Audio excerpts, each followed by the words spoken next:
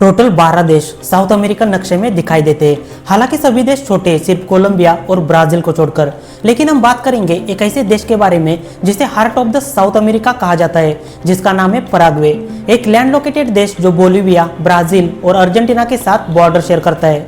कहा जाता है कि पराना नदी ब्राजील और पराग्वे को अलग करती है, लेकिन ये सच नहीं है, क्योंकि दोनों भी देशों के दक्षिणी हिस्से में पराना नदी बहती हुई दिखाई तो देती है, लेकिन सिर्फ ब्राजील के पराना राज्य और पराग्वे के पूर्वी हिस्से को ही अलग करती है। हम नदी के एक किनारे पर खड़े तो दूसरी तरफ ब्राजील दिखाई देता है। इतनी छोटी बॉर्डर होने के कारण लड़ाई झगड़ा होना तो एक आम बात है, क्योंकि पराना, पराग्वे रिवर और इगुआजू तीनों का कनेक्शन एक कॉम्प्लिकेटेड होने की वजह से अर्जेंटीना, ब्राजील और पराग्वे में युद्ध छिड़ गया था। इसमें सबसे बड़ा युद्ध था war of the triple alliance. Uruguay, Brazil और अर्जेंटीना ने मिलकर पराग्वे के खिलाफ लड़ाई लड़ी थी। इस युद्ध में पराग्वे की हार हुई थी और अपनी जमीन का एक बहुत बड़ा हिस्सा खो दिया था। जमीन चली गई यहाँ तक तो ठीक है, लेकिन 6 साल की लड़ाई में देश की मेल पॉपुलेशन मतलब पुरुष आबादी का एक बड़ा हिस्सा मारा गया था। कहा जाता है कि युद्ध के बाद देश की जनसंख्या में भारी गिरावट आई थी। देश ने अपनी आबादी का 40% हिस्सा खो दिया था। जेसुट मिशन ऑफ पराग्वे 16 से 18वीं सदी तक। साल 1530 के बाद कई सारे स्पेनिश खोजकर्ता साउथ अमेरिका आए थे।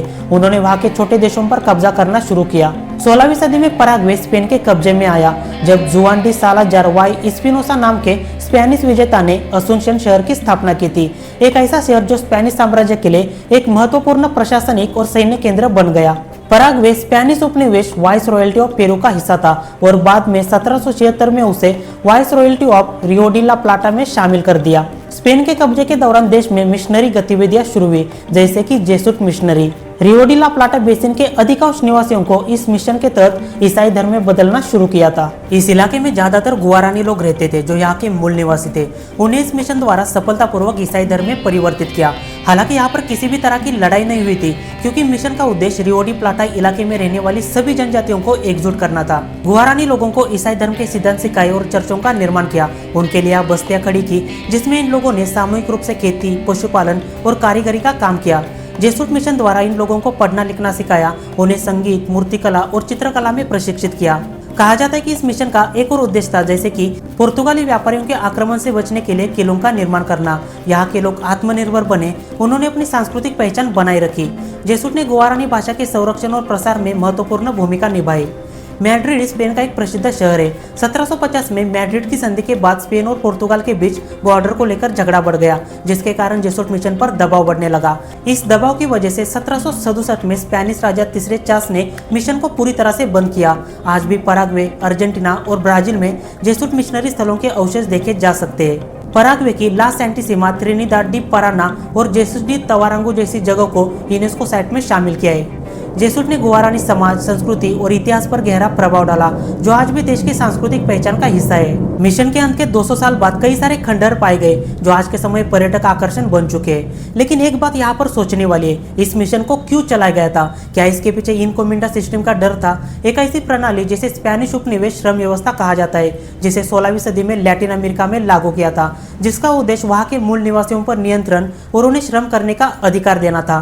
जेसुट मिशनरी वाले नहीं चाहते थे कि मूल निवासी अपनी पारंपरिक जीवन शैली छोड़कर यूरोपीय रीति रिवाज अपनाए, बल्कि वे ईसाई धर्म का प्रचार करने और लोगों को स्पेनिश उपनिवेश व्यवस्था इनकोमिंडा के आने के खतरे से बचाने के लिए आए थे, जो असल में गुलामी का ही रूप था।